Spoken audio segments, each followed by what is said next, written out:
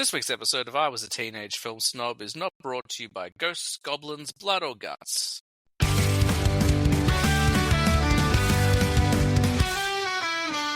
laugh, make me cry. Don't go in there, you're going to die. Grab a drink, come on the road. Pass the popcorn and away we go. I was a teenage film snob, baby. I was a teenage film snob, baby. Welcome to I Was a Teenage Film Snob. I'm James Chalmers, your friendly neighborhood film snob. This week it is it's a team show. It's a pod squad show. I was reading notes on the system and I completely distracted by my own intro, but that's fine. No Maddie this week. It is school holidays, and generally when it's school holidays, we let Maddie take some time off to be with her kids. She's clearly a better parent than I am because I've got one kid and I'm recording through school holidays. But we do have Nicholas Owen. Welcome back to the show, Nick. Thank How you, are you, my James? friend? I'm very good. I always enjoy our chats. Missing Maddie this week, but I'm sure we'll get stuck into some movies that she has absolutely no interest in watching.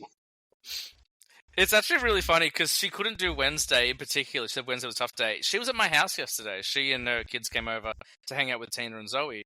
And at one point she's like, "Oh, how was the recording with Nick?" And I'm like, "Oh, it didn't happen. We're doing it tomorrow. So if you want to," and she's like, "Yeah." I was like, Yeah, I should defend her a little bit. She wasn't like, but she did have other stuff on, I think. that's So, fair enough. And like school holidays, it's not just about being free, but at that exact moment of recording a podcast, it's like a lot of emotional energy, probably looking after kids for 2 weeks. But yes, apologies for the 100%, delay in this yeah. recording. I was having my back snapped back into place by a physiotherapist, so it's good. Feeling good now. That's good to hear, man. Yeah, that was the thing we're going to record on Wednesday. It's so funny, like, sorry for the delay. I'm like, the audience doesn't know. Oh, that's all true. right. Yeah, but they yeah, might like to know what's going on in our lives, you know? Like, that's true. We are bigger than the movies we're talking about. So that's right. We're going to record on Wednesday. But that ended up being a bit of a godsend, I reckon, because I don't know why, but I was really tired that day as well. And I hadn't even had my back snap back into place. I was just really tired. And when you called to say you weren't able to, I was like, well, now I can finish watching Marvel Zombies, so I'll go do that instead. But I'm glad to hear your back is in well, I good should shape, say, my she was like digging into my back, but it was actually for like lower back, hamstring kind of pain that I've been getting. So I've been put on a stretching regimen, which I have to stick to, not my strong suit, because I'm very neglectful. Like I, for those who don't know me, I like to go out cycling and go to the gym. Like to be physically active, but I am terrible at the discipline around it, like doing things like stretching. So, like 30 years of using muscles and not looking after them is catching up with me. I'm with you, man. Like, not so much that, but in terms of like discipline around routine and taking care of yourself. Like, I've been on anti-anxiety medication for closing on 18 months. I still have to set a reminder every day or I will forget it. Like, there have been so many times where we've gone to a premiere and I'm like, oh man, I left my anxiety medication at home. And you're like, you're going to be okay? I'm like, we'll see you in 2 hours. And generally it's okay. But, well, I'm glad that you're getting that support and care, and hopefully you're going to follow the advice of the doc. I'll do my best. I haven't been watching too much. I have had a plethora of movies delivered, but I've been doing a lot of preparation for our appearance on the Revisionist Almanac in January. So I've been watching a lot of 1987 films, but not too much new stuff. But I just had, I think, like 10 or 15 things show up this week, and there's still heaps more in transit. But I watched Marvel Zombies, the new Marvel TV show, which I quite enjoyed. It was meant to be a film, and they ended up splitting it up into 4 episodes instead. It was an extension of the What If episode from a couple of years back, but I quite enjoyed it. Pretty brutal, like really violent. It made me like not necessarily want more of it, but I was kind of like, okay, after almost 20 years, I think Marvel can push themselves in the movies. Like, it took until Deadpool and Wolverine for a Marvel Studios branded film to be for adults. And I think we're at the point now where we can do that a bit more. Like, I know that it means it's going to impact the box office because less people can go to see it. And I know that it's going to make it a harder universe to connect to if you can't see everything. But I think there's room to do even an offshoot of Marvel Knights or something, which is their more adult stuff anyway. Like they were doing it with Netflix, but I think they can do more mature content now. And also, if that audience is let's say the audience first started tuning in 2012. I won't even go back to Iron Man. We'll say Avengers. All those kids are grown up now. I know that the good thing about those films is you can keep going back to them, but the original audience has grown up. You can go, I think, a bit more mature, and Marvel Zombies proved that. That's about the only thing I've watched really that's worth talking about in this episode. Other than I've watched season 8 of The Flash, which I really liked. That show finished 4 years ago, and I'm finally catching up on it. And I rewatched Superman. I don't know if we talked about this last time, but we did not. But I know that it's out now on Max. Is it? Oh, you know what? We talked about it either on the episode or just offline because it was coming to Max that weekend. And then, the next week, Zoe was at her grandparents', so I said to Tana, do you want to watch Superman? And she watched it for the first time, me for the second.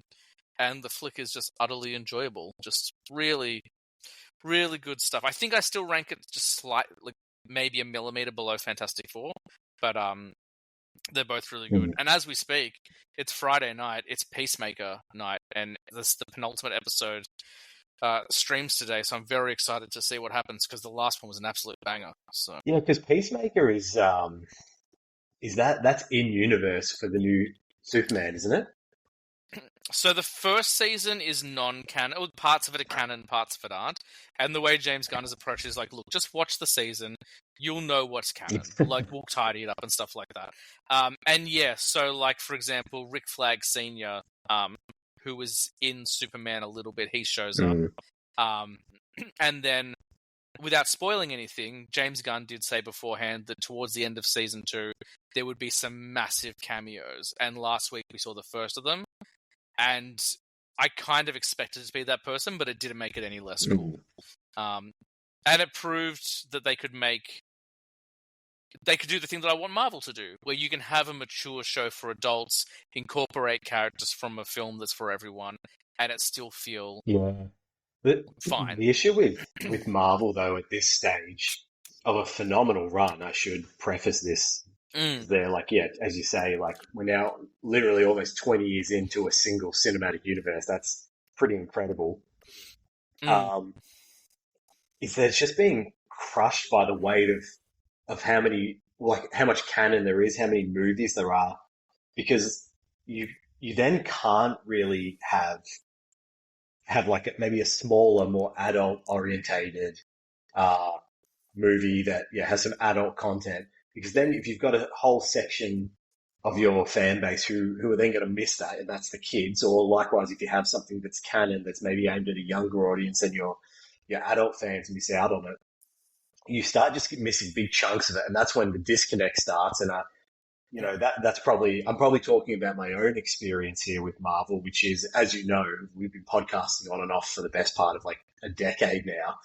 Yeah, that's true. Marvel and DC films played a massive part in certainly my movie fandom for the best part of a decade. But I've definitely disconnected a lot from Marvel. And I mentioned before we started the pod that I recently had a chance to watch Thunderbolts, which is, I didn't go see it in the cinema, and it just came out on Disney Plus. And I did have high expectations, actually, because I think, having spoken to you and I think just the general consensus was that it was a bit of a return to form, with Fantastic Four to come afterwards, which was the return to form. Well, actually, I think if I remember, I think mine was not contrarian. I liked it, but I wasn't oh my god, all these people are we're back, the way every second Marvel film, they're we're back. It was oh, we're back, it's so good, this is a great film. And I watched it, and I liked it. And I do plan on watching it again. It's been sitting on my shelf for over a month since it arrived, and I haven't gone back to it yet. I did like it. But I also don't believe that there are any truly bad Marvel projects.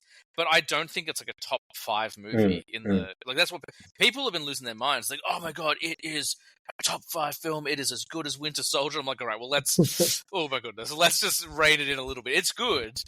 But I think, and I know I know you're going to talk about it. I think the biggest problem with Thunderbolts and what Marvel have done since Endgame is the release schedule. Thunderbolts feels like it would have made much more sense to come at the end of Phase 4. Make that your Avengers film. Do Black Widow, do Falcon the Winter Soldier, do all these movies. We just had Ant-Man the Wasp. And then suddenly you've got, instead of an Avengers film, you've got Thunderbolts, and every character that you've introduced in the last phase shows up. And I think the biggest problem with the post-Endgame thing, and again, I like all of them. There is not a project they've made I haven't liked. I've gone on record. I loved Ironheart. I liked She-Hulk. All the stuff that people have talked about critically, I've really liked.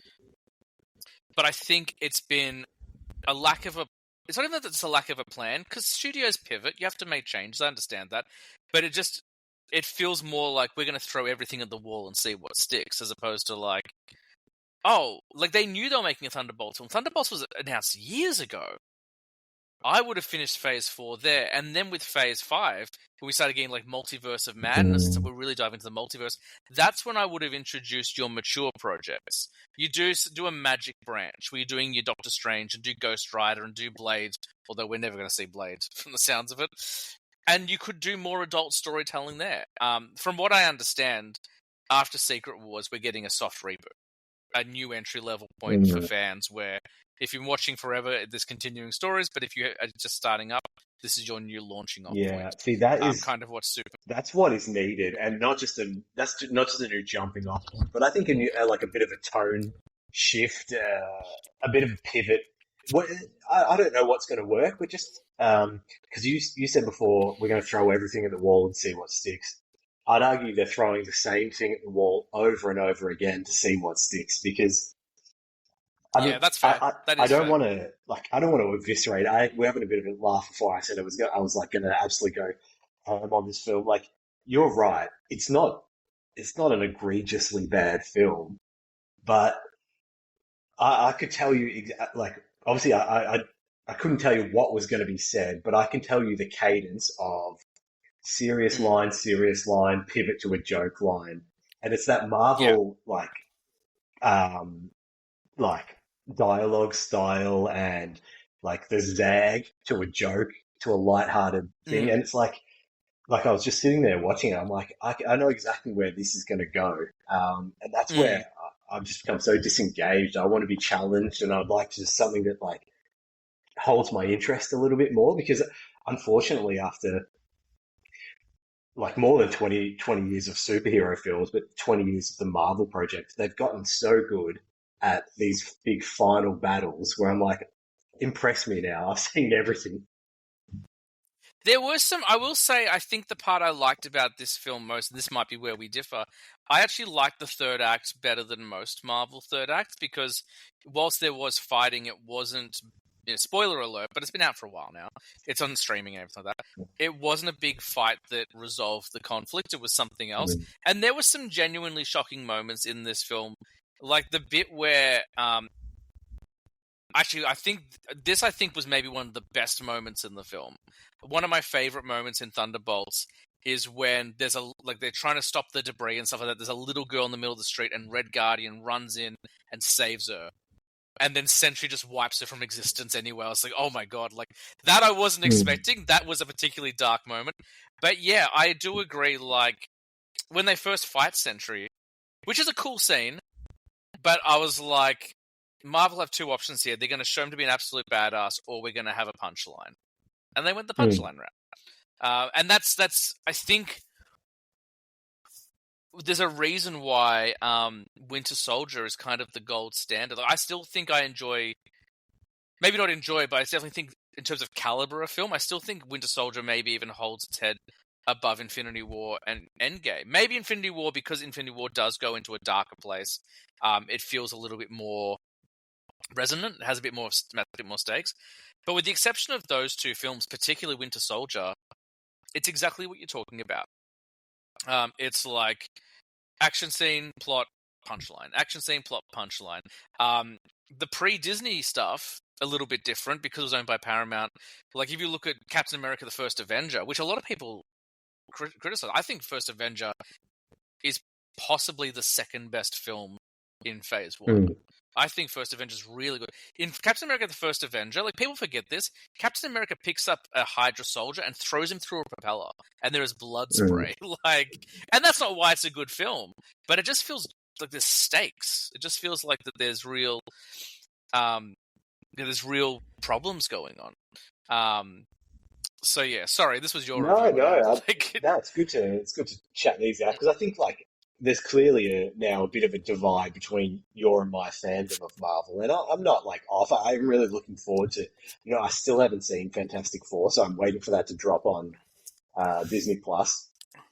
And of course, I just ordered my Blu-ray, so I'm really excited. Do you know when it's coming out? Would you happen to know? It's got to be soon. It's normally. I want to like Google it's that normally while you're talking. It's only 2 to 3 months, so they were July. So it should be. I would be shocked if it wasn't by November. I would say by November we'd have to have Fantastic Four. Yeah. I think it gets released on Blu-ray this month, which means I'll get mine next month because I ship it from overseas. Yeah. But yeah, so there's clearly a bit of a divide there, but yeah, I don't know. Well, I would say sorry. I'm going to just steamroll over all of you, but I think we talked about it in the first episode of this year. Last year, 2024, was the first year where a Marvel film didn't, or maybe no. I think it had been a couple of years since a Marvel film had been in my top 10. I haven't had a Marvel film in my top 10, I think, since Spider-Man: No Way Home. And I like a lot of, I like all the stuff they're putting out, but I haven't gone back to rewatch the stuff from Phase 4, 5, and 6 anywhere near as much as I have.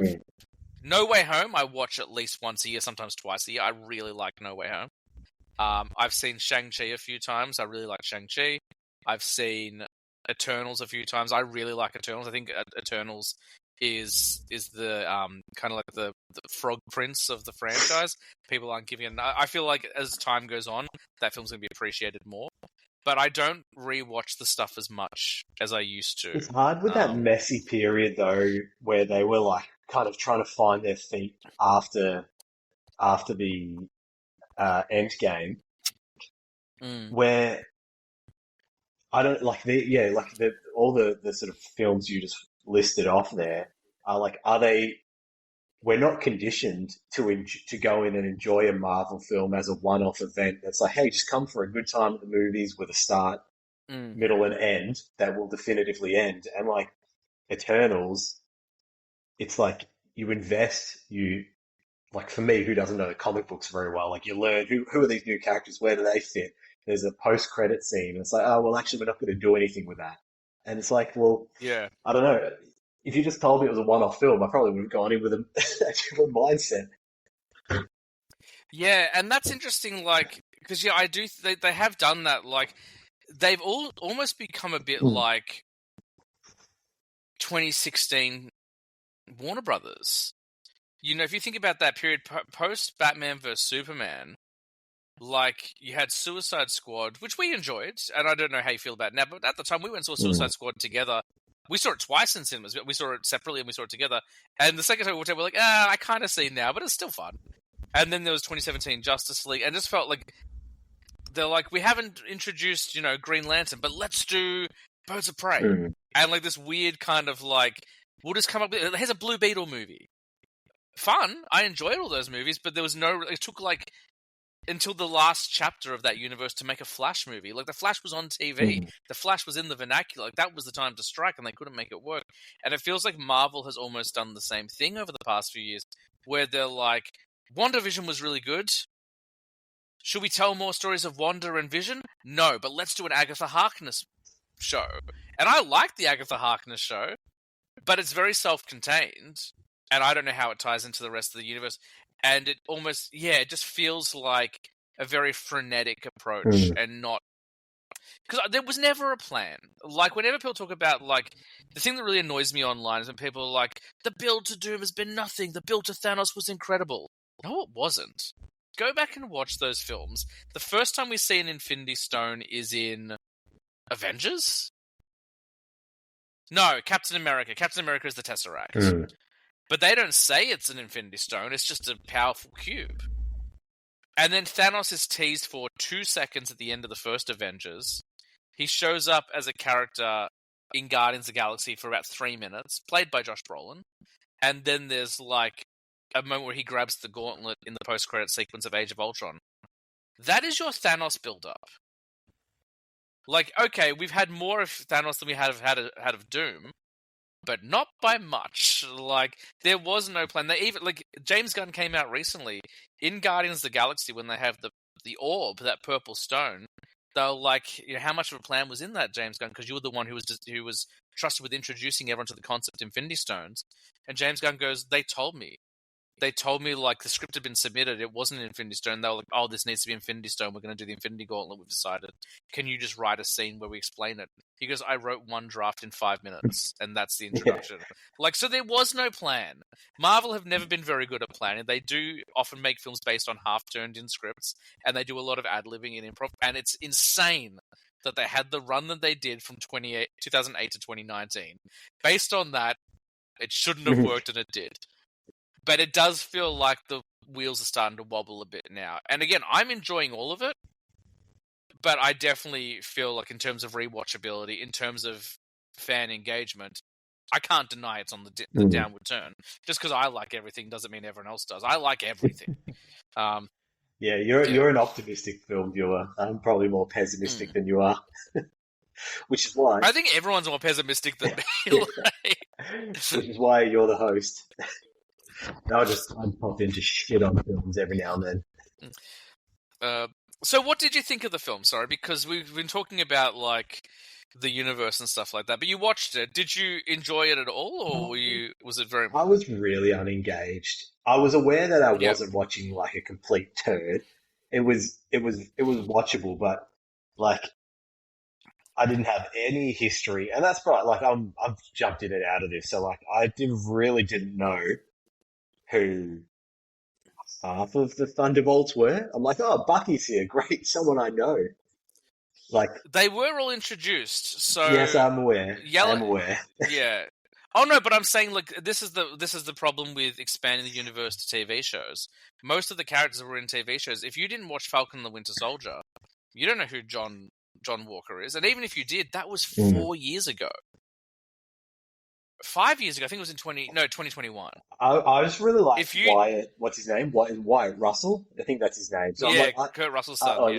I did know who he was. I did watch the Falcon and the Winter Soldier show, so like I had an awareness of him. But I'm like, who's the red? What do you call him? Red dude. Red Guardian. Red Guardian. Yeah, like what's his? When was he introduced? So Black Widow. Okay. So him and Yelena were both introduced in the Black Widow movie, and he's kind of like the adoptive father of her and Black Widow. He's their dad. Okay. Like they were in part of they were like operatives, so they were like child soldiers, and he was like an adult soldier, and they were kind of forced together by the Russian government or whatever. But they lived together as like a covert family and stuff like that. And that origin's explored, and it's actually one of my favorite things out of that movie is that kind of relationship and how he came to be with them. And then we've had Yelena a little bit because she also showed up in Hawkeye, the Hawkeye TV show. Yes, that's right. She did. I remember that because she was trying to kill Clint, and then she kind of became pseudo friends with Kate Bishop. But yeah, like the same thing happened with the Marvels, like that Marvels TV show. I was psyched about it because I knew Miss Marvel was in it. The Miss Marvel TV show is joyous.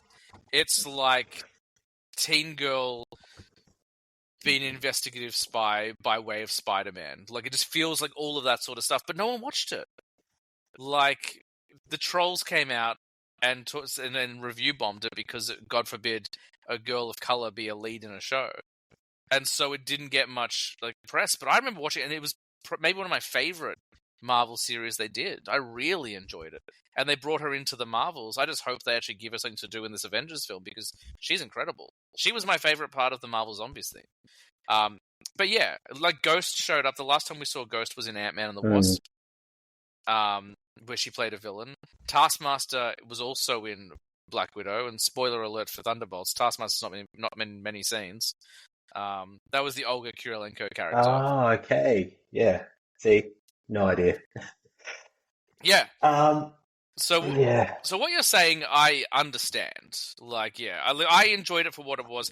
I liked it, but I also, as much as I did enjoy it, I wasn't like, oh man, we're cracking the top 5 with this one. Like, people really clung to the mental health aspect of it, which I did like. Mm. And the third act of that film, I think, is my favorite part of it. But it's not a perfect film. But it's fun. So basically, I wait to pass judgment. Ultimately, on where this next phase will go. I am really looking forward to seeing Fantastic Four. Mm. Big fan of the cast of that, and like the trailers did look really good. Um, I hope I haven't oversold it for you because I really liked it, but I don't know how beyond like the kind of style. I don't know how much. Oh, you know what? No, that's not true. I was just I don't know how much new they do. It's a lot more grounded in, I think, character and kind of that family and stuff, mm. as opposed to just action scene after action scene. Um, although there's some really amazing action scenes, especially when they go to space, which is not a spoiler because it's in the trailer. That whole sequence might be my favorite. But I really like Fantastic Four, so I hope you do like it. But yeah, I definitely wouldn't like your feelings on Thunderbolts. Don't surprise me. I'm not like, how dare you? Like, I'm like, I get it. Let's move on to more joyous topics.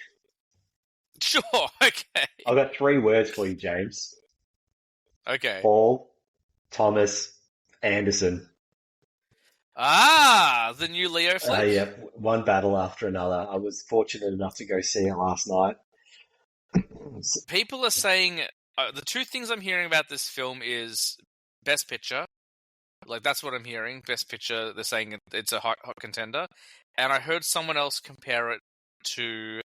They're calling it Paul Thomas Anderson's The Departed. And I don't know whether it's just because Leo's in it, or whether, like, it just feels also like that. I saw the trailer when I took my dad to go see Naked Gun, and it looked fun. I didn't realize it was PTA, and I didn't realize it was going to get the attention it's getting, because the trailer just kind of felt a bit generic to me. It didn't feel like anything special, but Yeah, people are losing their goddamn minds. sometimes you are sitting in a cinema, and before I make this point, case in point, during F1, when like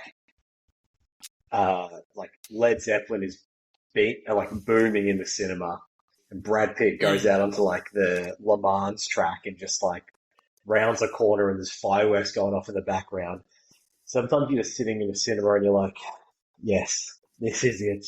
This is where I was supposed to be at this very moment. One battle after another is phenomenal. I wouldn't, I wouldn't say it's his Departed. I would say that it's his Oppenheimer. You know, where just everything came together for Christopher Nolan with Oppenheimer, and it like swept the Oscars in that year and won everything. Like, it wouldn't surprise me if this gets Best Picture, Director, Actor, and Supporting Actor, probably Screenplay. And I'm sure there's other below the lines things that will win, but like this like to me is clearly the best film of the year. There's nothing else like it. So I know you haven't seen it, and it's pretty fresh. So I'll keep the discussion of the plot to a minimum. Basically, we find Leo and Taylor resistance fighters in a resistance outfit called the French 75, and they're basically, it's a semi-militant group, and towards the start of the film, they're like freeing some immigrants who have crossed the Mexican border and who are imprisoned. And so we have the first sort of 30 minutes set in what I assume is about 2010, and then it cuts to 16 years later. And if you've seen the trailers, you'll know Leo has a daughter, and it's basically about him, who's a sort of a bit of a stoner, bit of a deadbeat ex-revolutionary trying to manage a daughter. It's a really sweet father-daughter movie. Yeah. And it is so funny, and the action is so good, and it has, like, if you're a Paul Thomas Anderson fan, it's got that like intense propulsion that all of these films have, where you just can't look away because the scenes and the performances are just so intense. It's one scene after the other, one battle after the other.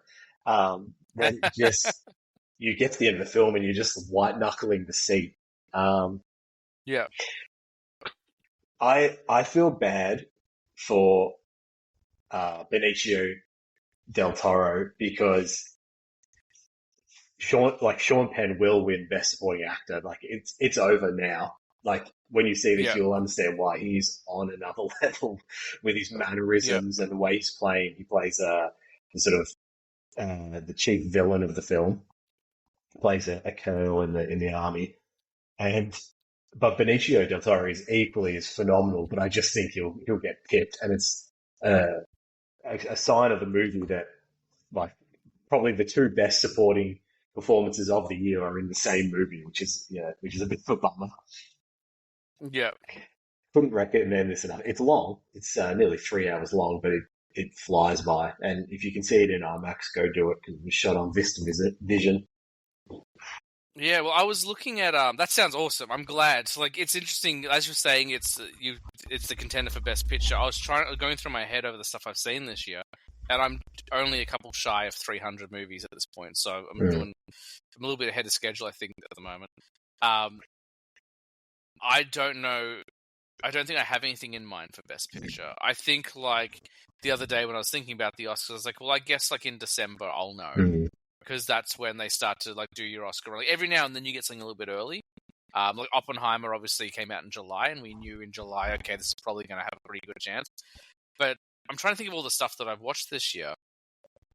And all good stuff. Like, great stuff. Particularly horror. Like, horror's had a really good year. Superheroes have had, I think, a pretty good comeback. I know we just did, like, half an hour on Thunderbolts, but Superman, I think, like, is a step in the right direction, and Fantastic Four definitely is.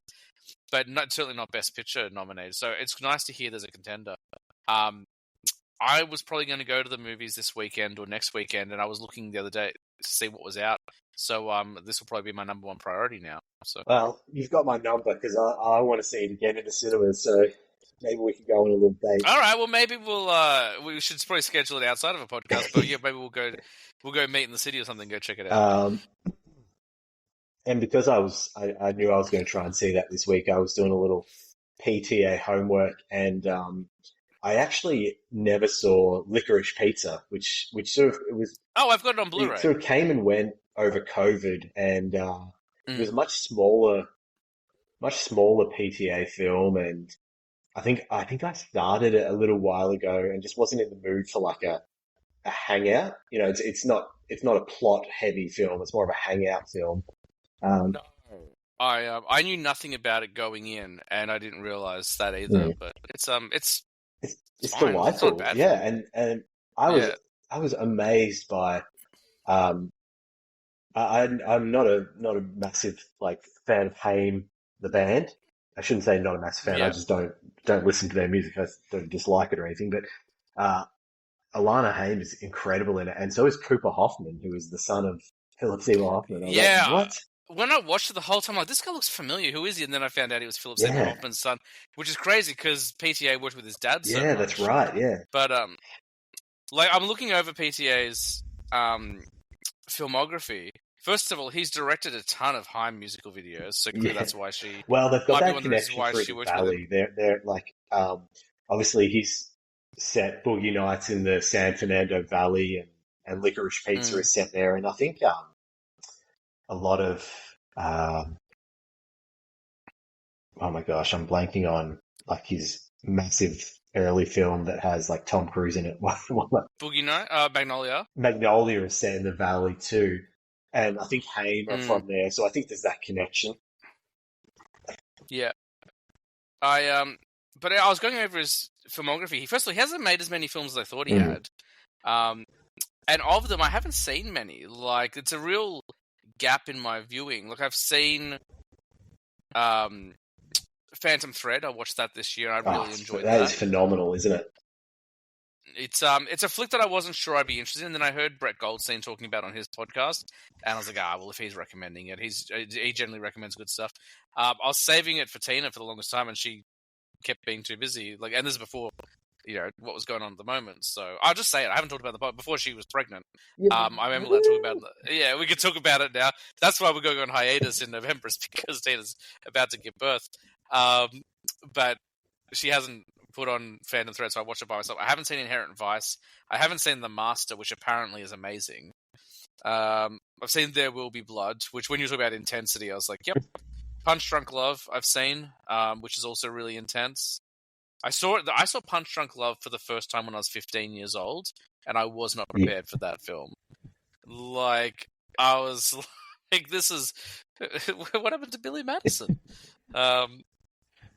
Boogie Nights, I don't think I've ever seen start to finish. I've started it for sure, but I don't know if I've ever finished it. I think it's a tough... Boogie Nights is a tough movie to watch when you're a young person. Don't ask me why I think that. Like, it's not a trauma thing, but I just think it's like, with the hindsight, like, I enjoy that way more in my 30s than I did as a young film snob. Like, I was going to say in my 20s, I started. I don't think I finished it, but I've been doing a bunch of ordering. As I mentioned, I've been importing a ton of stuff. I just tallied how much money I've spent on Blu-rays this year, and I was like, just on this one website, and I was like, oh boy. But my birthday's coming up, so I'm going to do a massive. Every year now, I do a massive order. I do a big splurge, so I'm going to do a big order coming up, and I'll probably throw Boogie Nights on that list, and then I'll finally be able to watch it and be super depressed. But that sounds like 2 big thumbs up from you, man. It's just Boogie Nights is like, it's like splits right down the middle. The first half that's set in the 70s is it's great. It's a lot of like pool parties and like fun. As soon as it gets to the 1980s, it becomes like, oh shit, we've been hitting the cocaine too hard and we're spiraling. Yeah. Sorry, when I said 2 thumbs up, I meant for one battle, but I didn't mention it. 2 thumbs up for his new one. But yeah, no, Boogie Nights I've definitely seen the start of.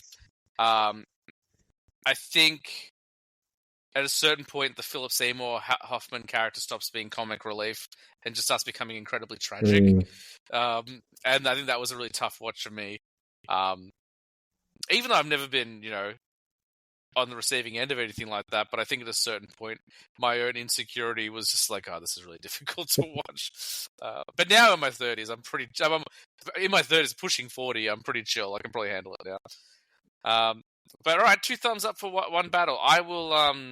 Well, I was going to check it out this weekend by myself, but maybe I'll see how your plans line up. We'll go see it together. I'm sure the audience is really excited about our listening plans, our watching plans. It's nice for them to know that we sometimes see each other in real life. In real life? We do see a lot of stuff together. You've been my premiere buddy. Speaking of which, we've got a premiere coming up in 2 weeks. We're going to go see Black Phone 2. Oh, I should put that in my diary because I forgot about that. Thanks for the reminder. 2 weeks. That's right. I'll remind you as the days get closer. Because you know what? I need to watch the first one. Like, I still haven't seen the first one. Oh man, definitely watch it. Like, it's a good time to watch it because it's October. It's spooky season. You get spooky, James. Did you like that segue? Yeah, I did. This is why they pay you. It was incredibly planned. So the main thrust of today was not to talk about Thunderbolts for as long as we did.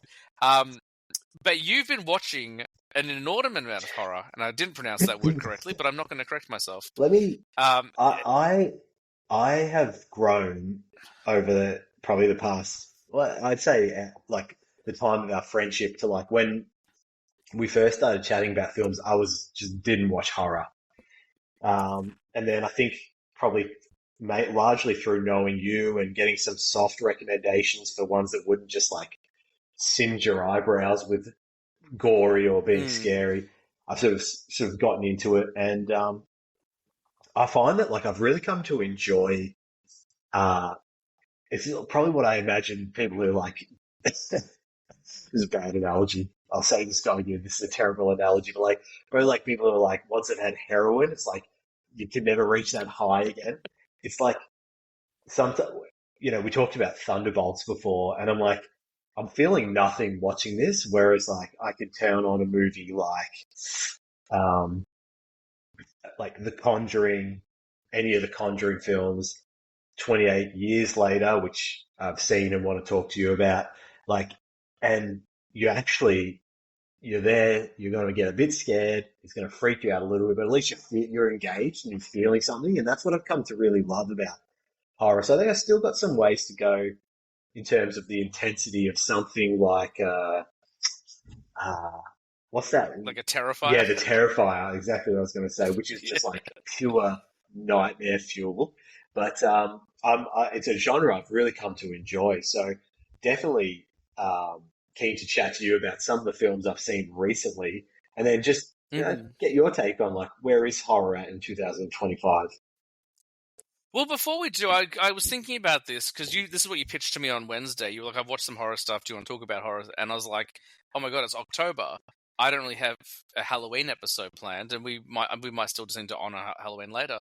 But let's use this as a chance to talk about horror. I don't think of you as a horror guy, like based on what you told me, like that kind of matches up with my thoughts. And all you've done this year, every premiere we've gone to, have been horror films. And I remember after Conjuring 4, we were talking about it with Maddie, who hasn't seen it, and you were like, "Yeah, that was really scary." And I was like, and not in a judgy way, but I was like, "Oh, was it? I guess it was." And again, it's not me like flexing or anything like that, but I just find different things scare me. And that was a flick that had some really good jump moments. But once the jump was over, I was like, "All right, cool, I'm back to our regular scheduled programming."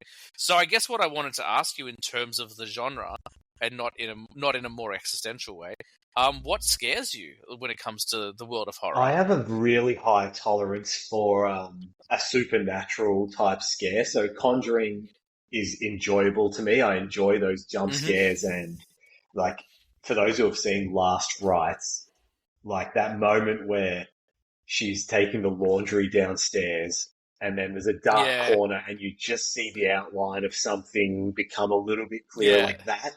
That's my sweet spot. yeah, The type of horror, and again, we could talk semantics here because I'm lumping.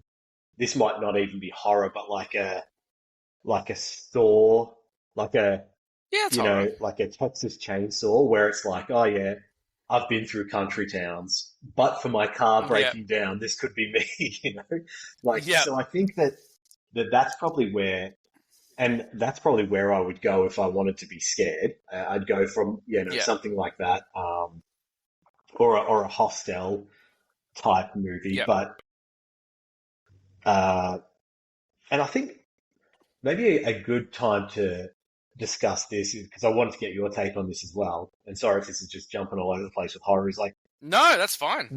I feel like in the 2020s, I've noticed this sort of like trauma porn horror has come up, which is like, and I don't mean Mm, being traumatized by horror, but I'm talking about Hereditary, Bring Her Back, which I actually just checked out recently as well, mm, which is just like people who are going through absolute hell and mm. the situation is just making them worse. And that's an interesting take on horror, I think, because it's like, to me, that's somewhat taking the fun out of the genre where you can have a jump scare because some teenagers are frolicking around in the woods. It's like there's a humor to that. Whereas you look at Hereditary, which is a film I actually enjoy, but that Yeah. is just an absolute slog of misery to get through. Well, there's a term they introduced. The critics introduced a term. I want to say around the time of Hereditary and Midsommar, which are by the same Mm. director, and certainly now with Bring It Back, which I haven't seen yet. It's on my list. I missed it in theaters, and they started referring to it as Mm. elevated horror. And the reason they did that, I think, is that they didn't want to admit they liked horror. Yeah. Yeah. They're like, we can't call it horror because critics don't like horror, but elevated horror. Oh, we could talk about elevated horror. It's better than the rest of horror.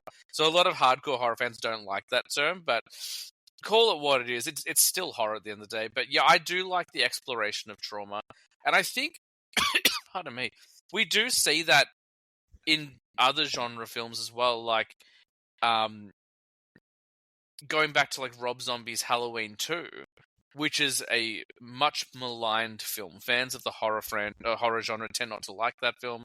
Rob Zombie fans tend not to like that film. I don't think even Rob Zombie likes that film, to be honest. Um, but the first film is all about Michael Myers attacking Laurie in the town of Haddonfield, and the whole second film is a couple of years later, and it's Laurie unpacking what happened to her. And it's not really a horror film. And we even saw that to a certain extent with the David Gordon Green Halloween films, which I know a lot of people don't like either.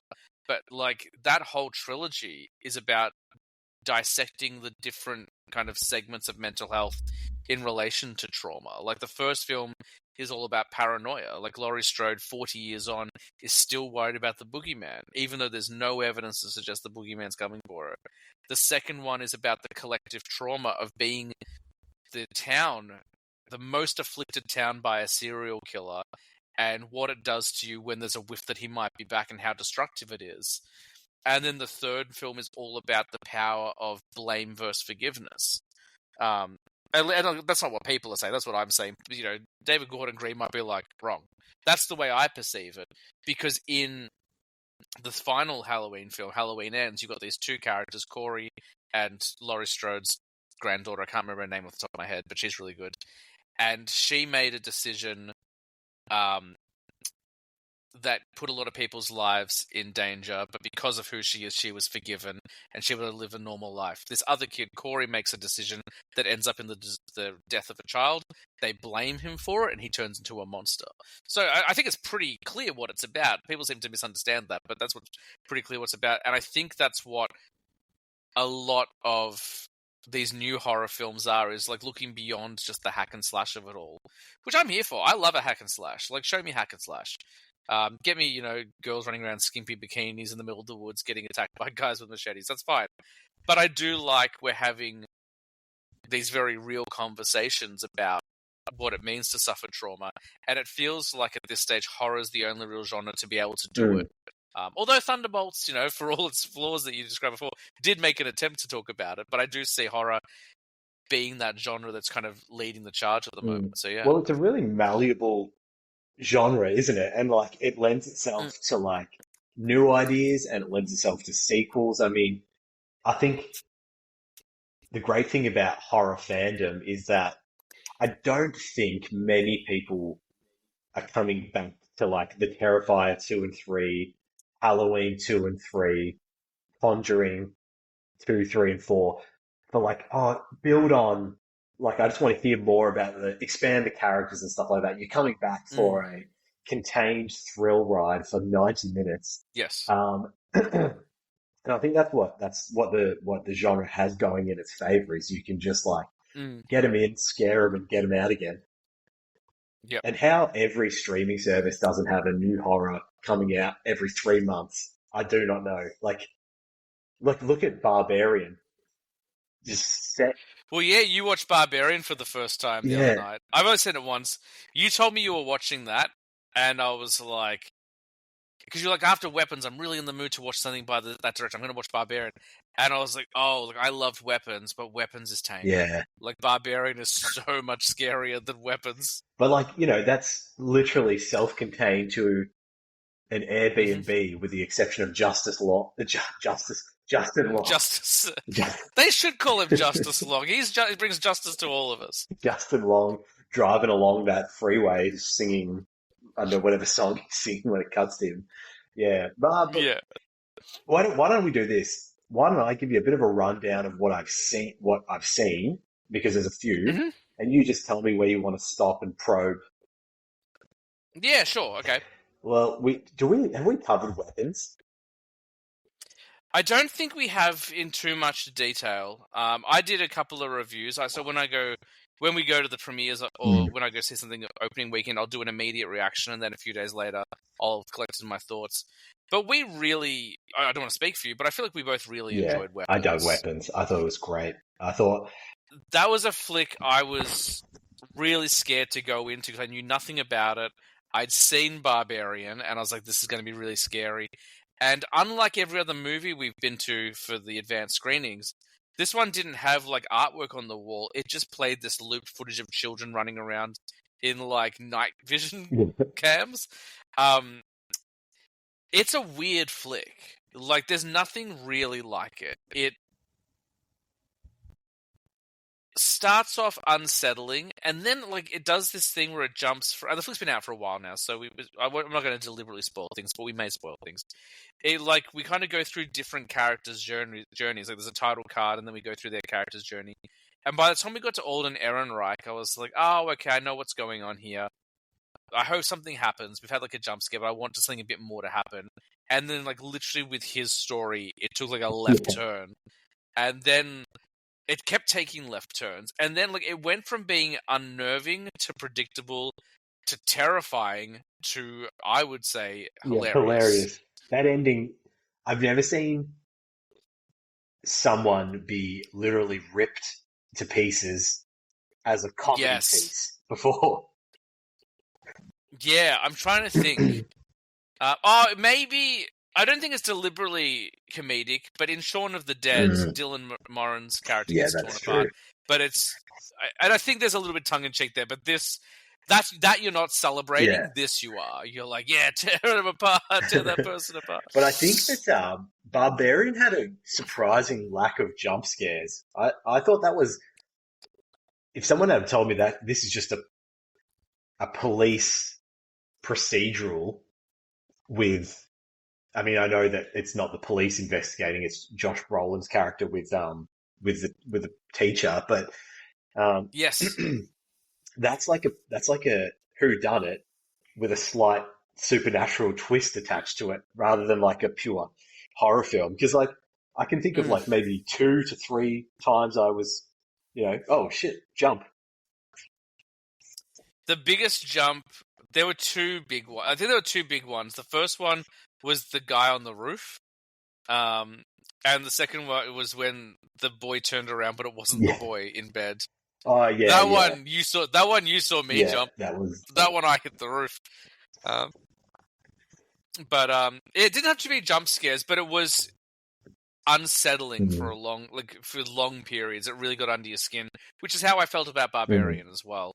Barbarian was terrifying. Like I really enjoy the fake out they did with I'm trying to think of the Bill Skarsgård. Yeah, Bill Skarsgård, because he is played for like.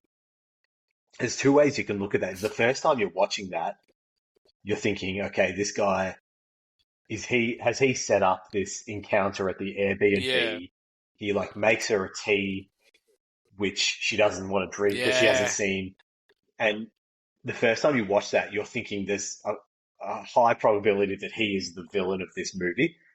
And then it's a really good fake out. You watch it a second time, and he's nothing but a lovely, like charming and understanding, caring person who's like making sure she's all right after like double booking an Airbnb and being stuck in this dodgy neighborhood.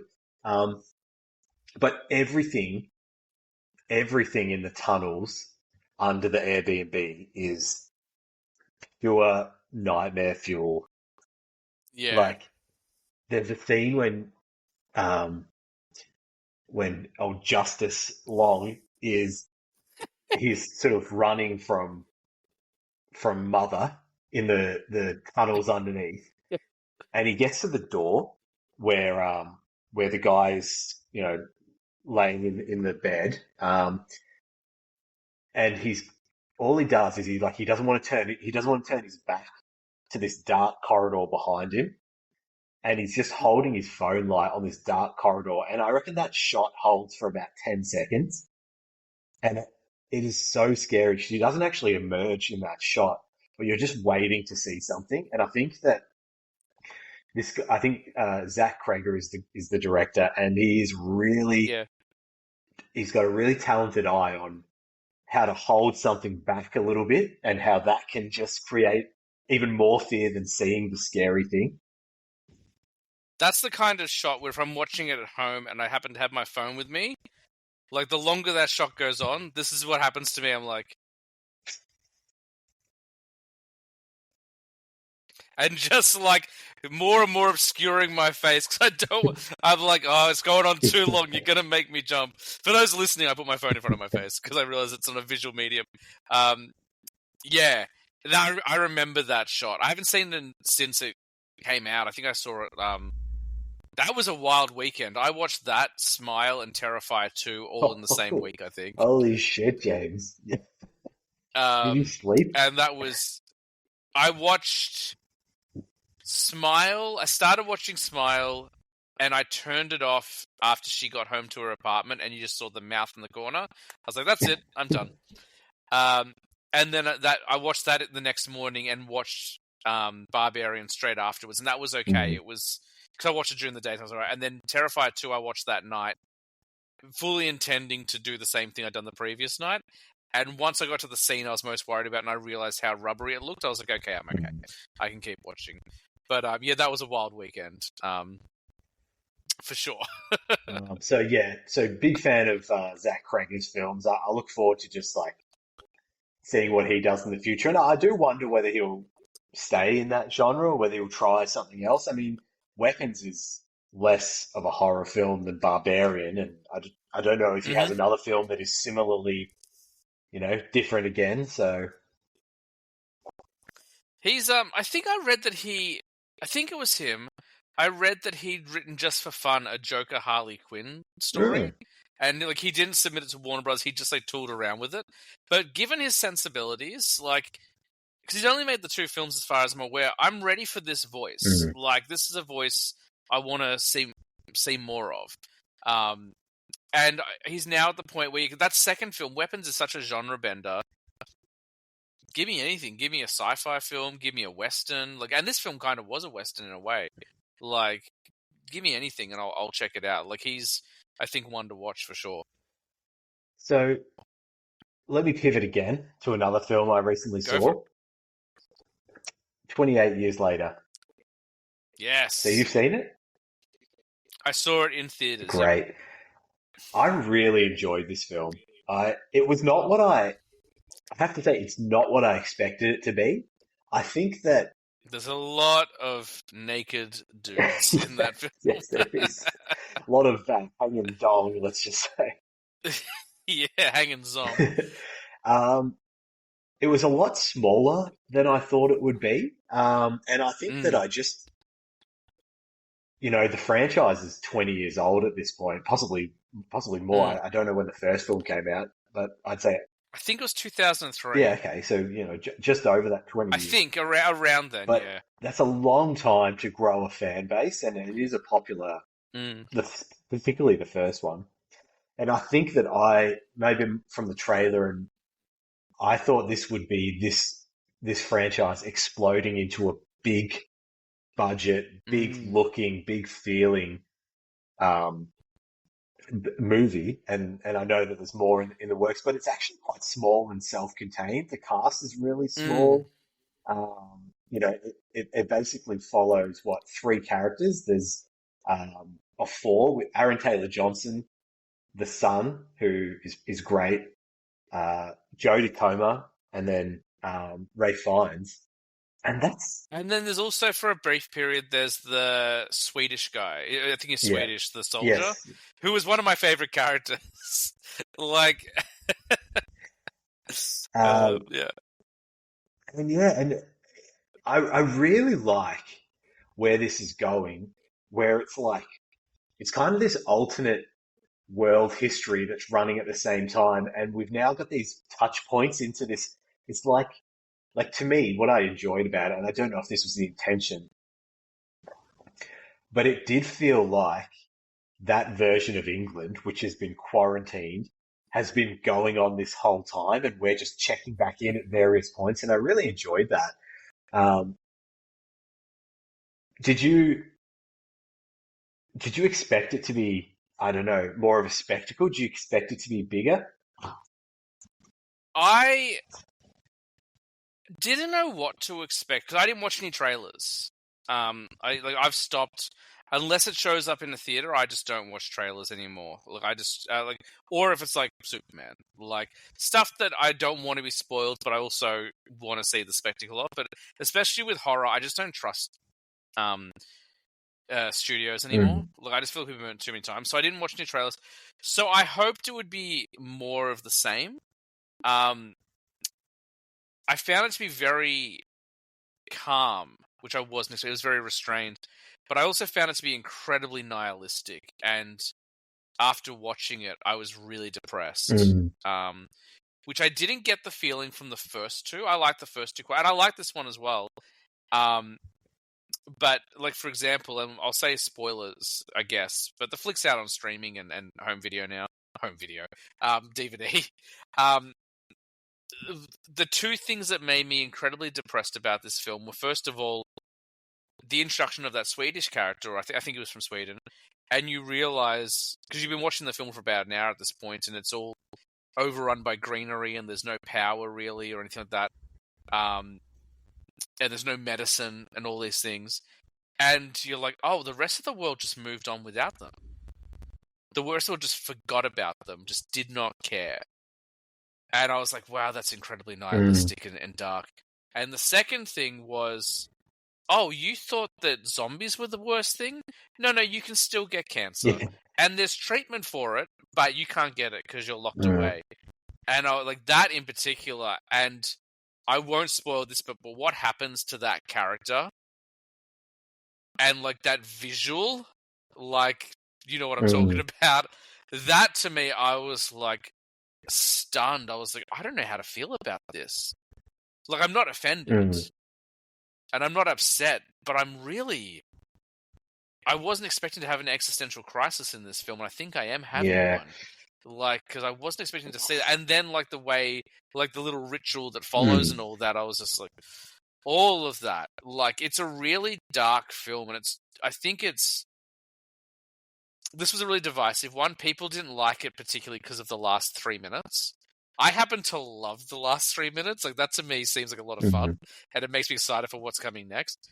But I think this is Danny Boyle. This is the guy who made Trainspotting, and we should have expected it, but we didn't.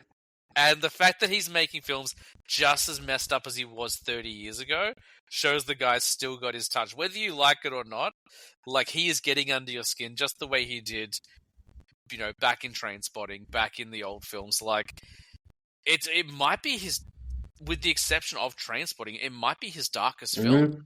It's really like... Just it's not a fun watch. The first two are kind of fun. Like, they got that zombie action feel.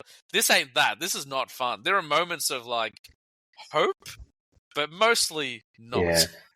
Yeah. And just how matter-of-factly that segment of the film talks about, like... yeah. The mum and the son, I'm trying not to be too spoilery here, who go in search of Ray Fiennes. Who's brilliant, by the way. Like, might be one of my favorite Ray Fiennes performances. Like, how matter-of-factly he just says, well, very sorry, my dear, this is what it is, and how quickly that is resolved. Yeah. I'd never seen Jodie Comer before. I knew the name, but I hadn't seen her or anything. And I never saw Killing Eve. I think no, never seen Killing Eve. But I figured going. I don't know whether you'd mentioned her name before, but I was like, this is a Nick Owen actor. I'm a long-time fan of Jodie Comer. She was incredible. Blew me away. Yeah.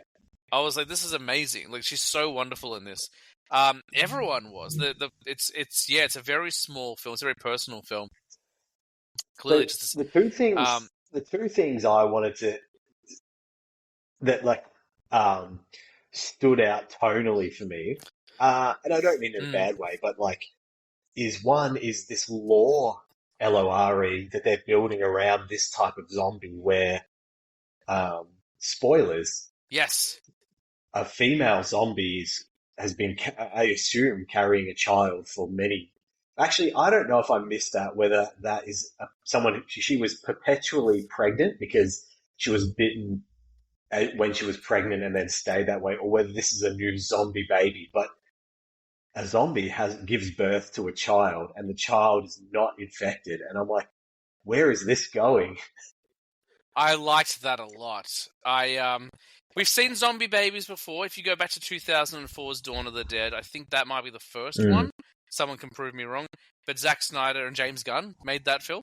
And yeah, there's a girl who's pregnant, she gets bitten, and then she has a zombie baby. And then a few years ago with Army of the Dead, they did it again.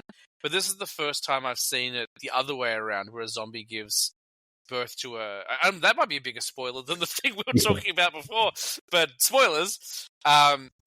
I enjoyed it, and I think maybe that's our way to a cure.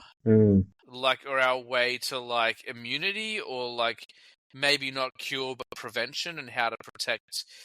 I hope there's something hopeful in the next one or the third one, because we need it. Because I liked it, but I do not need to rush back to this one. Like, they announced the pre-order, and I was like, I'm okay. I'll watch it eventually, but I don't need to get this one straight away. I've got very complicated feelings about this one. And then the other thing Yeah. was, as you just said, was the final couple of minutes, which Yes. I don't think I've seen a bigger tone and color palette shift in a movie, because the movie is very dulled down. Like this, the people we're following in this film are living in. They're lucky enough to live on an island just off the mainland of the UK, where there's a causeway that is only accessible. You can only walk across this causeway 4 hours a day. So they have the protection of this island. But life is pretty hard there. There's a lot of recycling, not much new there, and the clothes are all kind of desaturated and not a lot of color. And then at the end, we get this encounter with this mystery group of who I can only describe as like Power Rangers. Yeah, Swedish Yeah, Power Rangers. That was Jack it O'Connell, was wasn't Jack it? O'Connell, and I think the Who had an equally fun character early this year in mm, Sinners. um, Like, he's having a wacky character I here, and I'm here for it. I've followed him for a lot of years because I was a Skins? skins kid. Yeah. I'm Yeah, Cook! and he's clearly a really talented guy, but I feel like he's finally finding that niche, which is like almost like like in the comedy world, you've got Bill Hader, you know, like just Yes. like they come in off the bench and you use them for 10, 15 minutes and they give you a lights out performance rather than Mm. being like the main star. And I don't mean to denigrate, I'm sure he can carry a lot of things, but I feel like he's been used really well recently. Well, he's also, like, he kind of was pigeonholed as just like a dirtbag, like, like rough kid for a long time. Like, in Skins, obviously, he's that character. Eden Lake, which is a film you watched upon my recommendation, like, he's nightmarish Yeah. in that. But now he's having fun. Like, it seems like he's having fun. Like, I wouldn't be surprised if they took this kid and like slapped some Joker paint on him at some Mm. point. Like, he's gonna get something. I say kid, he's like our age, but like, yeah, I like what he's doing. So I enjoyed the tonal shift. I know it was very divisive for people. I thought it was very welcome. The same way how the third act of Hereditary is either people love it or hate it. Like, Hereditary, I think tonally is so bleak for the first two acts, and the third act you're like, wait, what's happening? People are flying around and cutting their own heads off and stuff like that. Spoilers for a 6-year-old film, 7-year-old film, 8-year-old film. Um, and for me, Hereditary needed that. I'm like, it's still scary, but it's just so ridiculous. It just takes the foot off the gas a little bit, and I feel like that's what this film needed. And I'm also incredibly curious about how they play into the next Mm. chapter. So Those insane what's characters. the plan? So I sort of had avoided absorbing 28 years later content until I'd seen the movie because I know that. So Mm. they've announced what is it, two sequels to this one? Yeah, so the next chapter is out in January, The Bone Temple, Mm-hmm. um, which I think will probably spend a lot more time with Ralph Fiennes' character, based on the title. Iodine Man. I just... He's so good Yeah. in it. To think that he started the year with Conclave, and then 6 months and he gives us that Yeah. performance. Like, they could not be more different. Just proving he's not done yet. Like, I know he's getting older, Mm. but he has got... Like, I would not expect a performance like that from an actor of his age or caliber this far into his career. I'd be like, he's probably going to start taking on more respectable roles and start being like a man in a business suit, and but like walking around in his singlet, like with iodine all over him. Great, love it. And then the final one I wanted to talk about, which I think you mentioned you hadn't seen, was Bring Her Back. No, I really want to see it. I loved Talk to Me. Talk to Me, I thought was a film that got a lot of hype. People loved it, and then it got really hyped, so then people hated it, and then I saw it maybe 3 months after that. And which was a good time because then no one was talking about it anymore. The hype had come and gone. The hate had come and gone. I could just enjoy it on my own. And I really liked what they did. It had one of the single most terrifying moments of a film I'd seen in a long time. Have you seen Talk to Me? I haven't. Okay. I won't say anything, but you should watch Talk to Me. Although maybe after Bring Her Back, you're like, I don't need any more of these guys. Well, Bring Her Back is, and I'll keep it really high level, is way further along the trauma spectrum than jump scares. And not to say that there isn't jump scares, and there's some particularly gnarly biting. I've heard it's incredibly sad. Everyone I've spoken to about it who's seen it has said they cried more than they were scared. It's hereditary levels of angst. Well, from what I understand, from what the trailers have shown me, Sally Hawkins, who first of all is not just a national treasure, she's a global treasure. Like one of the greatest actresses of our generation. Like mom? Just she was in the first two, she didn't come back for the third one. But and like replaced by Emily Mortimer, who I love, but Sally Hawkins is Sally Hawkins. Sally Hawkins also the highly sexually charged character in The Shape of Water, if you've never seen that. She's fantastic in that as well. From what I understand, she plays a woman who lost a child. A child passed away at quite a young age, and the title is about her trying to find a way to get the child back. Like it's not like it's not hidden. The title's not subtle. Like it's right there in there, and the journey that a parent has to go through to try and, I guess, reconcile with the loss of a child. That's my understanding of the film. I have a very short period of time to watch this movie because come the end of November, I won't be able to watch anything like that for a long, long time. So, yeah, you pretty much nailed it. So, basically, we follow two orphaned kids, and they get adopted or fostered with Sally Hawkins. The main girl who we follow is blind, which in a horror film is not what you want. Yep. And yeah, so they get fostered with this lady. Some creepy things start to happen, and then it becomes clear that she has ulterior motives. So I'll probably leave the discussion of plot at that because you should watch it, and I don't want to spoil anything for you. But James, I was going to ask you, what are for a youngster like me still dipping their toe in the horror genre, throw some recs at me.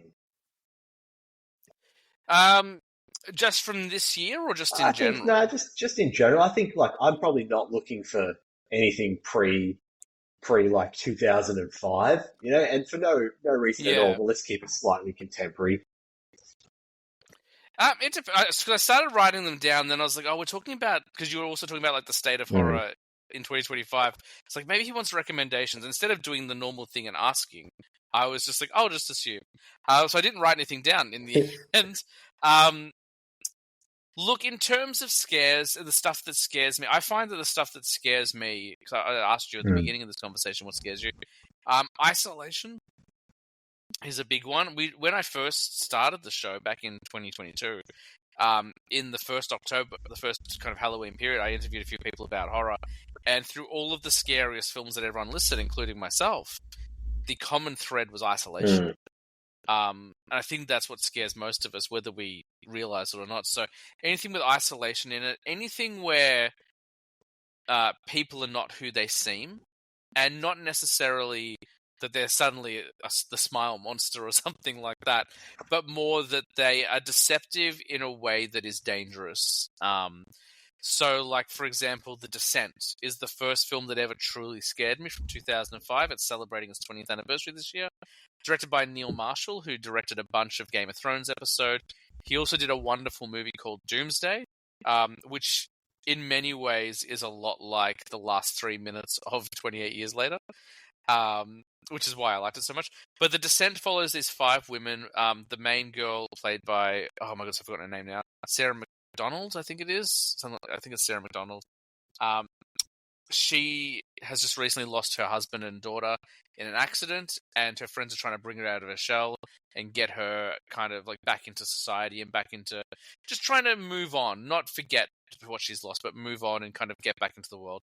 As they take her out to the middle of the British woods to go cave diving, because they're all like extreme sports, like kind of fanatics and stuff like that, and they do this cave dive. And once they fall down and lose their ropes, it's revealed by one of their friends who was lying to them that this is not a marked cave. No one knows where they are. No one's heard of this cave before. She wanted to just have a fun time, so she lied to them. That deception led to them getting lost and trapped. From there, it's discovered that there are things living in the cave that aren't human. God. I'm terrified already. And that's not the scary part. Like they do look creepy, and when they show up in the jump scares and stuff, they are creepy. But it's how quickly the behavior of these girls changes over the course of the film, from we're friends and we're here to support our friend who's going through a tough time, to it's everyone for themselves. And that's what scared me so much in that film. Like, just the knowing that someone who's meant to be a lifelong friend of yours will put a pickaxe in your neck if it means saving themselves. So that's a really good one. I think it holds up incredibly well. I really like Sinister. I think Sinister is one that is a bit of a mixed bag for people. Directed by Scott Derrickson, who did The Black Phone, and also The Black Phone 2. He also directed Doctor Strange. And Sinister is the first horror film I think that Ethan Hawke ever appeared in. Ethan Hawke plays a crime novelist, and he and his family move around a lot because he writes about true crime. And the house they move into at the start of the film turns out to be the house in where a family was murdered.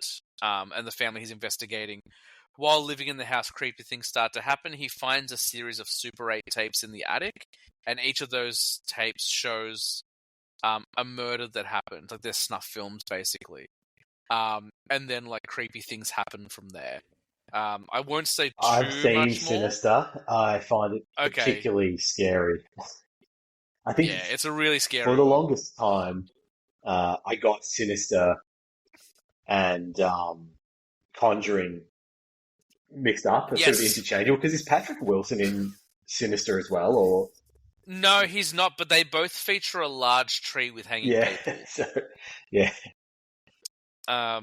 So Sinister, I'd recommend. Conjuring, I don't think I do recommend, but I feel like we've talked about Conjuring plenty on this podcast, and definitely in an upcoming episode I've recorded. I told you guys I was going on a hiatus. I have recorded 18 episodes to cover while I'm gone, and Conjuring is mentioned in at least one of them. What else can I recommend in kind of the modern horror landscape? You talked a little bit about like what your limits are, what scares you. So give me 1 or 2 titles that are like, oh, this is pushing it even for me. This is going to sound really edgy, but I promise that it's not. I don't really have that. Like, anything that I think is going to be too much for me, I tend to do a lot of reading on. I'm happy to spoil a film for myself if I think it's going to be too much for me. So, for example, the Terrifier films, particularly 2 and 3, the first one I watched blind and I was okay with. But the second one, there was so much notoriety. I actually read quite a lot of the plot points to prepare myself going in. I thought I could handle it. Like, there are certain films. We're actually, next week's episode 149, I sat down with Sensory Stowers, who's a UK extreme horror fan, and we talked about the genre of this extreme horror. And one of her films that she talks about is a Serbian film. That is a film that I will never watch. I just don't see a world in which I watch that movie. I've seen stuff. I've never watched anything that I've regretted, but there's definitely stuff I don't necessarily need to see again. So I've seen a handful of cannibal films from the 80s, and those cannibal films do include scenes of real animal violence. Not done for entertainment, like done to feed the real life people who live there, like they were killed and eaten, but they are killed on screen, and they tend to, their way of preparing meals is different to ours, I suppose.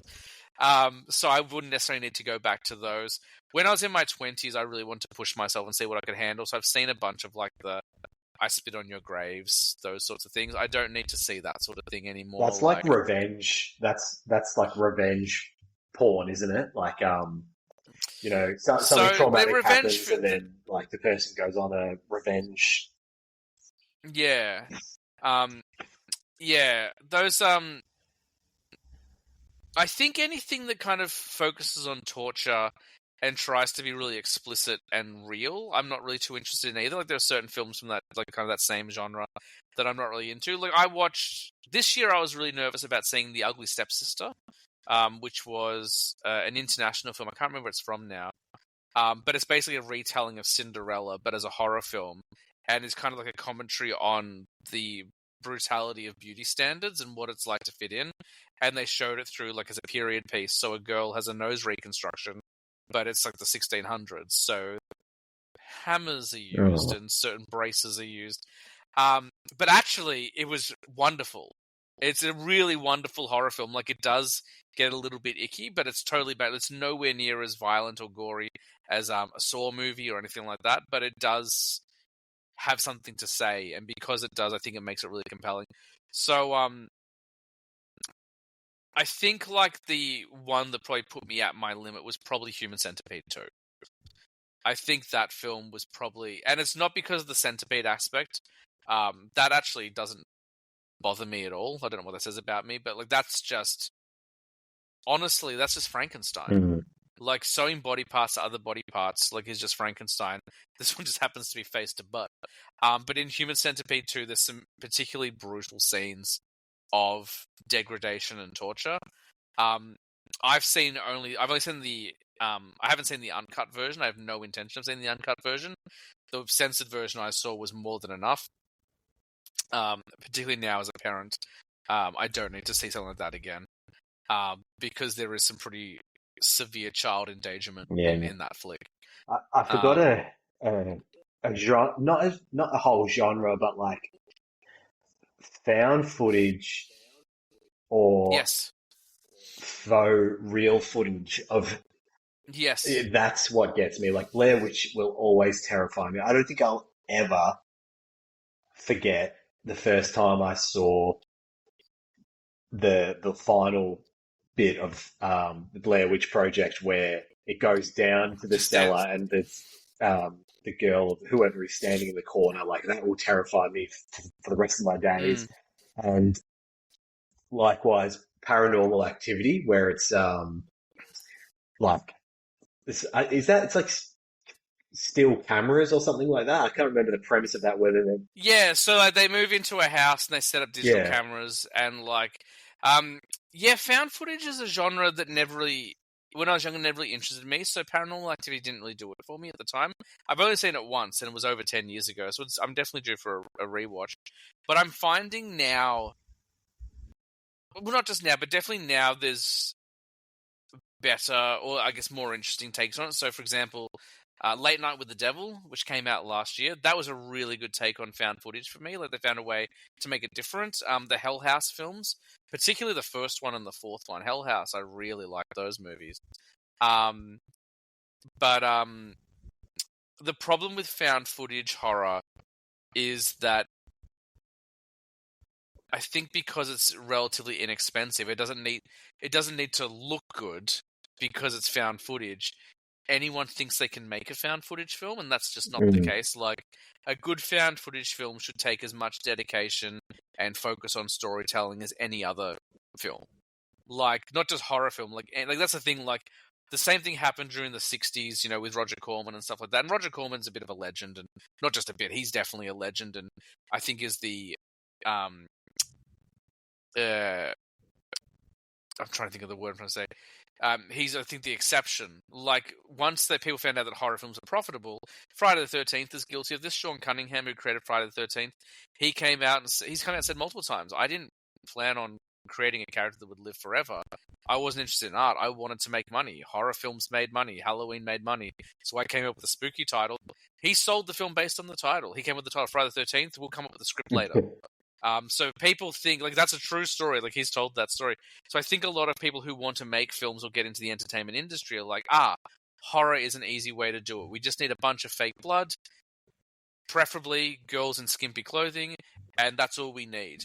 But as the pool gets larger, it just doesn't cut it anymore. Like, you need to be dedicated to the craft, or people will see right through it. And that's the same with found footage. People saw Blair Witch and like, oh, we can just pick up a camera and shoot trees. And it doesn't matter, like, people go and see it. But what they don't realize is Blair Witch Project had genius marketing. Like, it was marketed as it was literally discovered. The actors went into hiding. You couldn't find them. Like, it was screened without credits. And it tricked a lot of people, and they thought it was real, and that's why it worked. The same with Cannibal Holocaust in the 1980s, regardless of how you feel about that film. Like Ruggero Deodato, who created the film, the actors were all first-time actors. They'd never been in films before. They all signed a contract that they must disappear for 12 months. They weren't to show their face in public. And when he screened the film at a festival, the police showed up and arrested him because they thought he was screening a snuff film. And he had to, like, call them and be like, hey, that contract, don't worry about it. Get me out of prison. Whereas most found footage, or most bad found footage, I suppose, it's same as anything. It's why Madam Web doesn't work for most audiences. There's a certain, like, insincerity there. It's not about furthering a story or creating something interesting or cool or different. It's about how can we get a couple of bucks. And again, Madam Web is what it is. I had fun watching it. Like, I think it's a fun film. I don't necessarily think it's a particularly good film, but I think it's a fun film.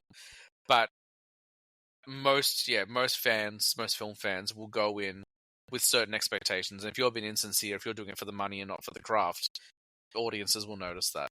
That was I went on a whole spiel. No, it's good. That's what I wanted to hear.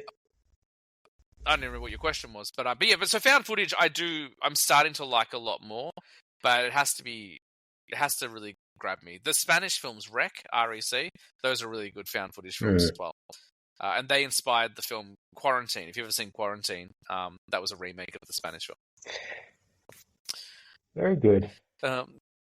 Was there anything else? I know I just realized we definitely went over because it's getting a little bit late. But was there anything else that you want to talk about in horror?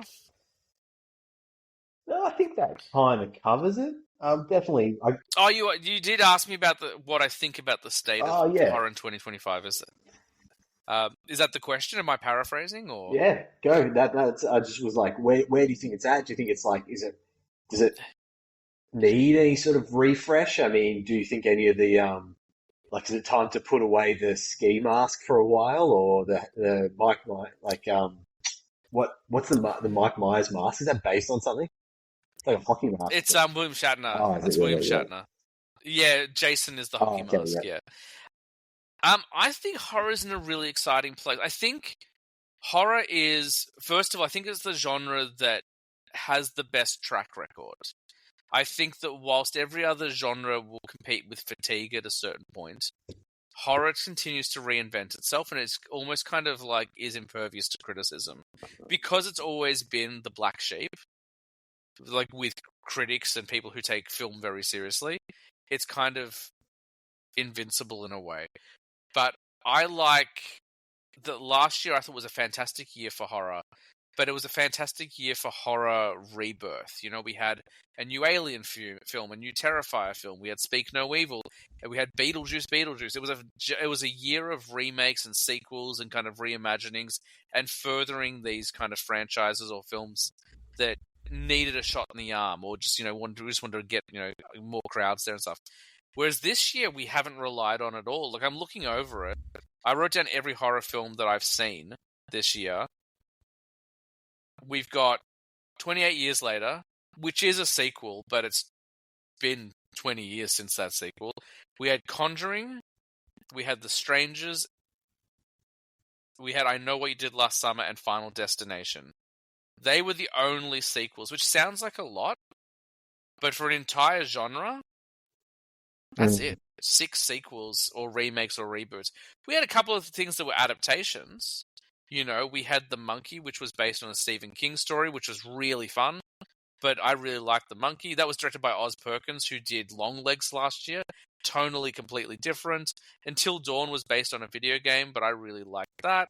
Clown in a Cornfield, which was based on a book, but I really liked that as well.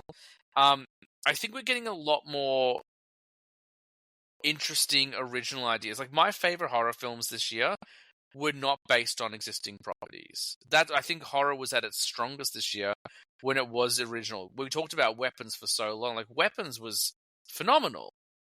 I loved Weapons. Sinners, I don't like as much as everyone else. I think it's probably about half an hour too long, and it's definitely heavily inspired by From Dusk Till Dawn, which no one seems to be acknowledging. But I did like Sinners a lot. But my favorite horror films of this year were either Together or The Ugly Stepsister. They were my two favorites. And I've seen nothing like those films. And they were both body horror films as well. So I think in 2025, horror is really exciting. I think that we're coming back to originality. I just realized there was a Toxic Avenger remake, which I didn't get a chance to see. But I'm very excited to watch that as well. But I think because it continues to evolve and change and reinvent itself, it's always pretty safe. I was listening to an interview the other day, and someone was saying how studios need to model their blockbuster films around the way they make their horror movies. Because horror films are incredibly low budget. Even something like Conjuring, maybe that last one was a bigger budget, but like, I guarantee it was under 100 million. Like, let's have a look. Conjuring Last Rites. I'll see if I've got the budget here. Give me a second. I'm just scrolling down. I feel like they could make that film for like 20 or 30 million. I want you to take an big swing. Just call it out. How much do you think the budget for Conjuring was? I want to say 15 mil. Okay, it was definitely more expensive than that. This is going to be less expensive, but you have to remember Patrick Wilson and Vera Farmiga's fourth Conjuring film, and they also did an Annabelle film. And it's the last one in the franchise. James Wan is the producer. They've got to spend money. $55 million. There you go. Yeah. But, like, what's the cheapest Marvel film we've seen? Yeah. Do you know what I mean? I can't tell you what it was. Spoiler alert, it wasn't $55 million. Like, same with DC. Like, I think the Batman with Robert Pattinson cost $100 million. But why? Like, there's not that much in it. Like, I guess, at the end, $185 million for that Batman movie. Where 90% of that film is him investigating the Riddler. So I'm going to Google how much did Last Rites make, because I would be keen to see what that Oh, I had that up. They've made quite a bit of money. Like, horror movies have a far bigger return. It grossed 400 million. Yeah. So what? That's almost 8 times its budget. Like, even Avengers Endgame, which made $2 billion, I think that film cost $500 million. And they double. 3 hours. I think it's like. I think they say that a film has to make double its budget to make back the marketing budget as well.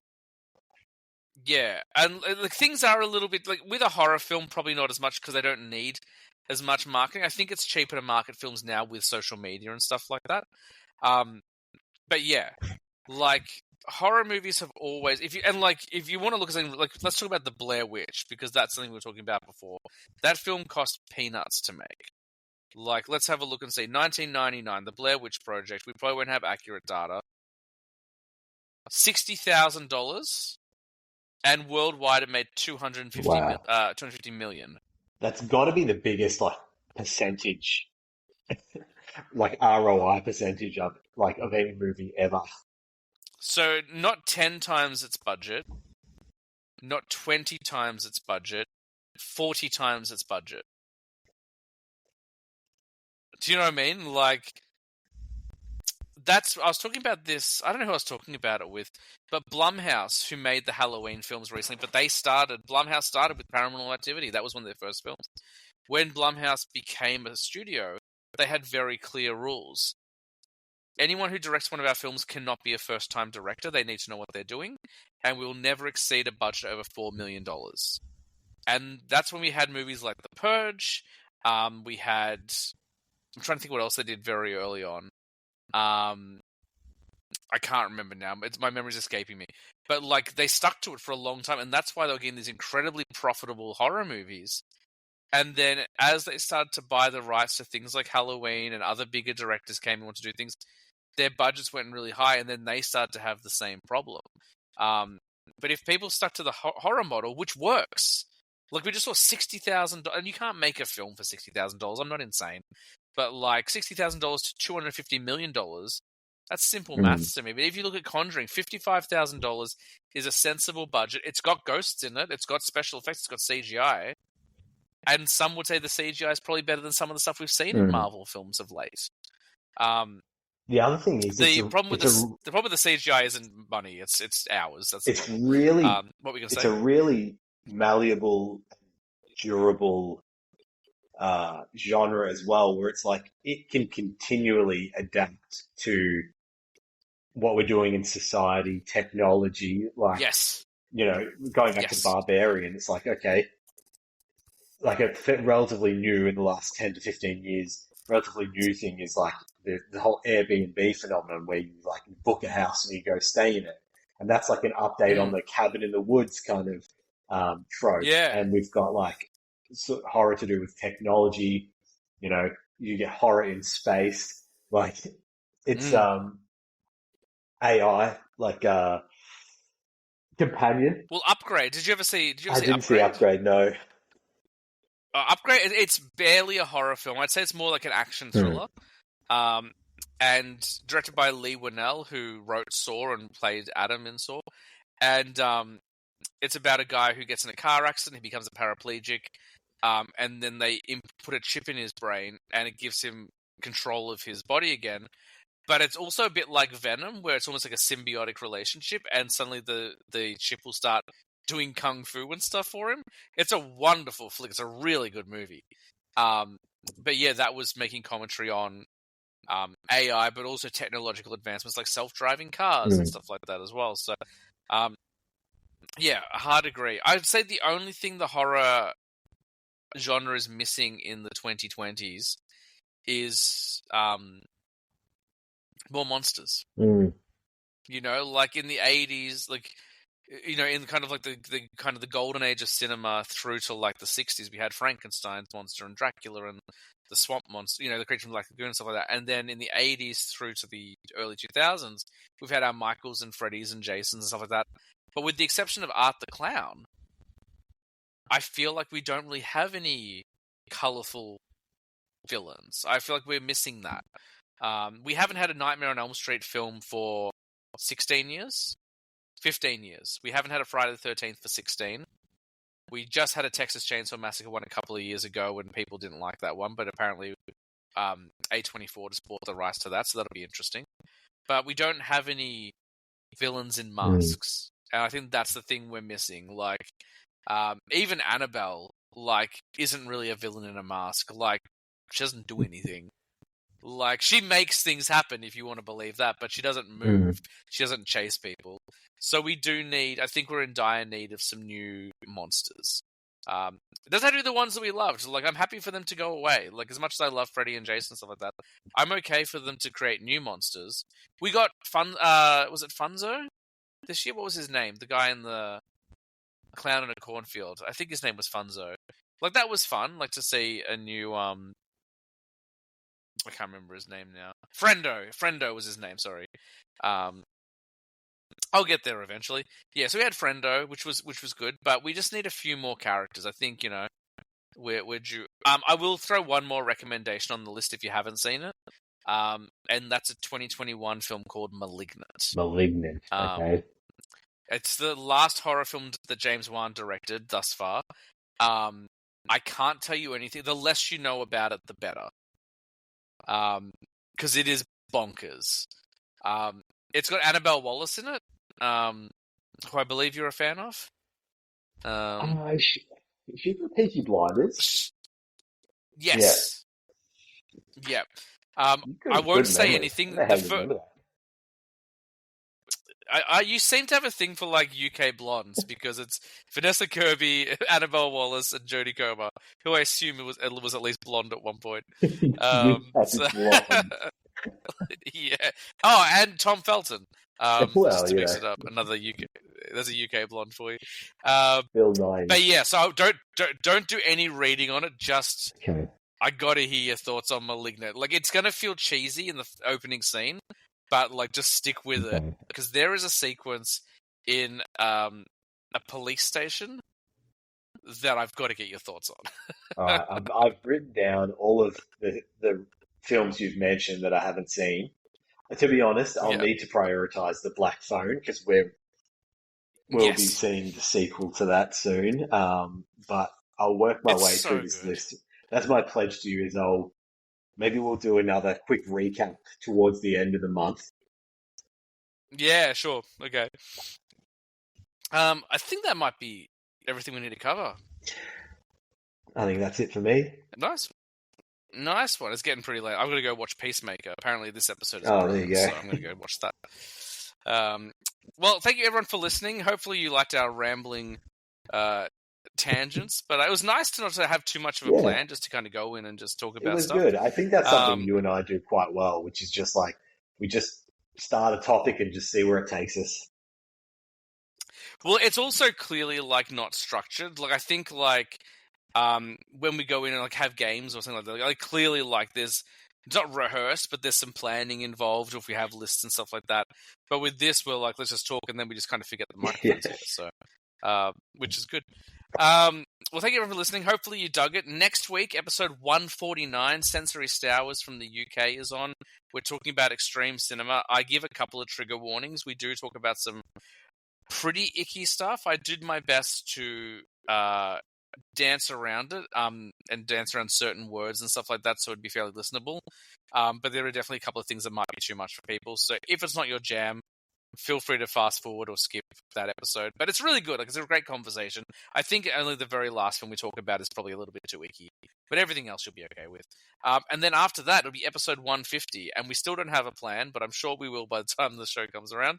But episode 150, and then I don't know what's going on beyond there. I'm hoping to get a few more guests on, and then it'll be the hiatus shows. But thank you for listening. Check us out on all the social media, Instagram, TikTok, YouTube. We're getting some really good numbers there, which is really nice. Thanks to Nick again. Send him all of your love. And as we say on this podcast every week, that's not how I wrap this episode up. That's how I wrap up a solo show. That's it from us here at Film Snob HQ, where it's movie night every night. We'll see you next week. Bye. Back to the future, Midsommar, Die Hard and Dune. Where's my car? The Matrix, Jurassic Park and Clerks, and Christopher Nolan's collected works. I was a teenage